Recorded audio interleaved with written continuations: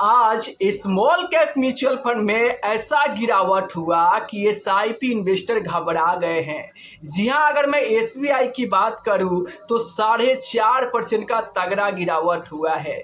वहीं पर अगर मैं एचडीएफसी बैंक की बात करूं तो 2.20% का गिरावट देखने को मिल रहा है। अगर मैं यहां पर रिलायंस इंडस्ट्री की बात करूं तो 3.25% का गिरावट देखने को मिल रहा है। अगर मैं यहां पर कल्याण ज्वेलर्स की बात करूं तो 9.25% का तगड़ा गिरावट देखने को मिल रहा है। अगर मैं निफ्टी 50 की बात करूं तो यहां पर 1.5% का गिरावट देखने को मिल रहा है। सेंसेक्स की बात करूं तो 1.70% ऑलमोस्ट कह सकते हो कि 1.25% का भारी गिरावट देखने को मिल रहा है। अगर मैं small cap mid cap index की बात करूं तो यहां पर भी 1% से ऊपर का गिरावट देखने को मिल रहा है। अब सबसे बड़ा सवाल ये आ रहा है कि आखिर ये गिरावट क्यों हुआ।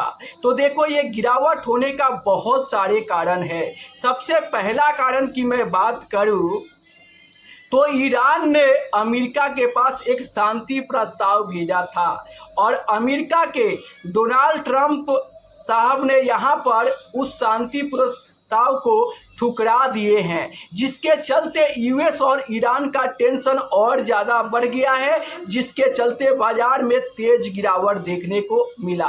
अगर मैं दूसरे रीजन की बात करूं तो देखो, पिछले महीने यहाँ पर अप्रैल के महीने में स्मॉल कैप में एक ज़बरदस्त तेजी देखने को मिला है और एक ही महीने में लगभग 15 से 18% का गेन देखने को मिला, जिसके चलते बहुत सारे इन्वेस्टर के पोर्टफोलियो में जो पहले लॉस दिख रहा था वो लॉस प्रॉफिट में बदल गया है। और अच्छा खासा एक ही महीने में गेन होने के चलते बहुत सारे लोगों ने प्रॉफिट बुकिंग किया है, जिसके चलते बाजार में तेज गिरावट देखने को मिला है।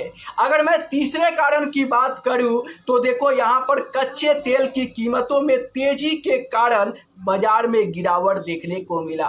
चौथे कारण की बात करूं तो विदेशी निवेशकों ने यहाँ पर जमकर सेलिंग किया है, जिसके चलते इंडियन बाजार में भारी गिरावट आज के दिन देखने को मिला है और कुछ लोग प्रॉफिट बुकिंग भी कर रहे हैं, जिसके चलते बाजार में गिरावट देखने को मिल रहा है। अब सवाल ये आ रहा है कि इस गिरावट के चलते Nippon India small cap fund, बंधन स्मॉल कैप फंड कितना गिरेंगे। तो देखो, ये तो अपडेट होने के बाद ही पता चलेगा।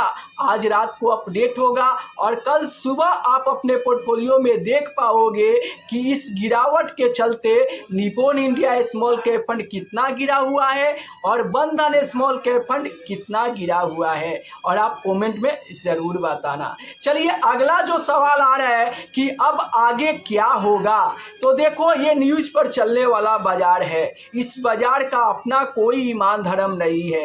यहाँ कभी भी कुछ भी हो सकता है।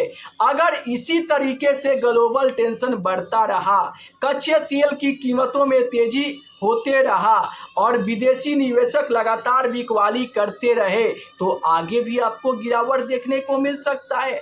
और अगर यही सेम इसके उल्टा होता है तो फिर तेजी भी देखने को मिल सकता है। तो आखिर इन्वेस्टर को क्या करना चाहिए। अगर आप इन्वेस्टर हो और एसआईपी कर रहे हो तो आप अपने एसआईपी को कंटिन्यू रखो। क्यों? क्योंकि इस गिरते हुए बाजार से आपको घबरा कर, डर कर बिल्कुल भी एसआईपी नहीं बंद करना चाहिए।